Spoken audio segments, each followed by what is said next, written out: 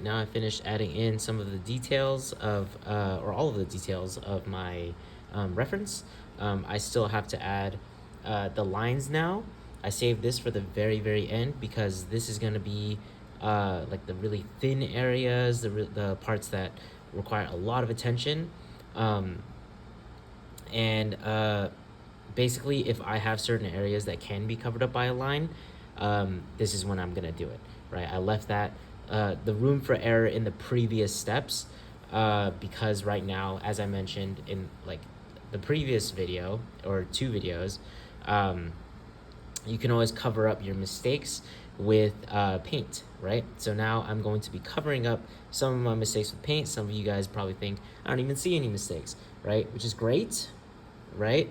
However, there are some. And we're approaching the point where the painting is starting to look complete, right? Before it kind of looked like it's kind of there, but also like some parts of it were kind of messy. Some parts of it didn't look that good. And now I'm adding the final touches, which is why, again, this painting looks almost complete. And after I add in those final touches, it will be complete. I'm also going to be painting the background a light gray.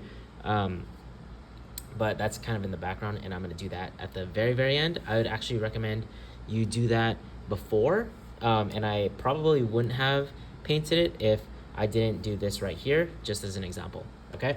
I want to show you that it's possible, again, to cover up some paint, but that's probably going to be after I finish all the lines.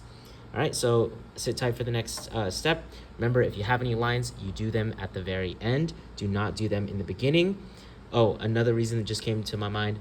One of the reasons you don't want to do it in the beginning is for the reason of paint covers paint, right? If you spend all this time meticulously doing your lines and you make the mistake of painting over top of it, you just spent all that careful time for nothing, right? Because now you're gonna have to go over it again. It might not come out the same way, etc., right? So do the very fine detailed work at the end, just so that you don't end up covering it with paint in like these larger broad stroke areas. All right, so I'm gonna start painting my lines.